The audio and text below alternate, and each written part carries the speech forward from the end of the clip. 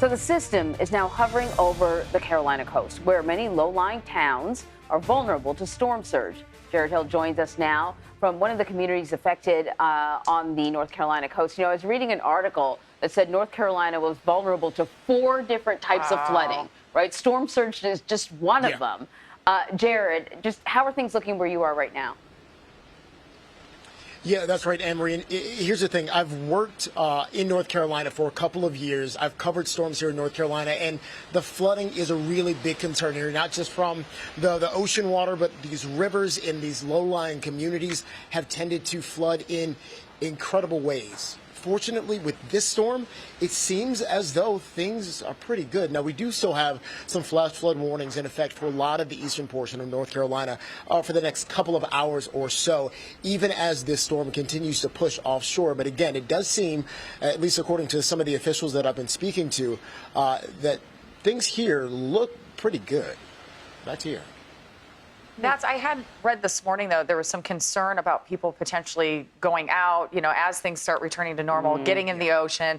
You have this storm system leaving. You have another storm system, Franklin, who's out off the coast of the Carolinas. What are authorities saying, and how are they handling this right now?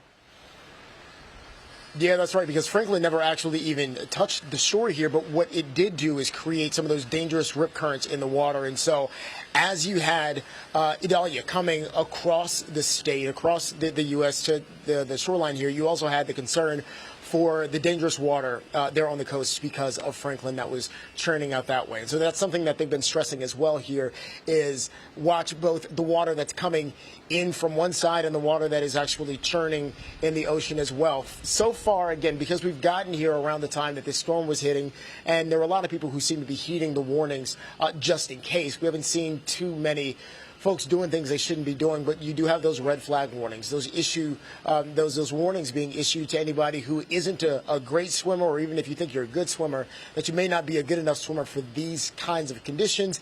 All of that is continuing now because, again, this is also around Labor Day weekend. These are parts of the country where people like to come on vacation for that one last vacation before the fall really starts to hit. And so that's something that we have heard concerns about as well. And what about the power situation, power outages? Yeah, so fortunately, at least in this area, the power has pretty much held up. We do know between Florida and parts of North Carolina, there were more than 300,000 customers without power at one point in time. A lot of those obviously happened in Florida. But again, so far, and I've been talking to officials here, they say that it really does seem as things went as well as possible, that they were as prepared as possible with this storm. But again, because of those likely or the potential for power outages and the potential for these wind gusts making it difficult even for some of the first responders to get to people who had emergencies, they had been telling folks to stay home for that reason as well, so that there weren't any needs for some of these first responders to make that tough decision on whether it was safe enough for them to go out on their own and help people who might need it. All right. Well, Jared Hill, thank you. We appreciate it.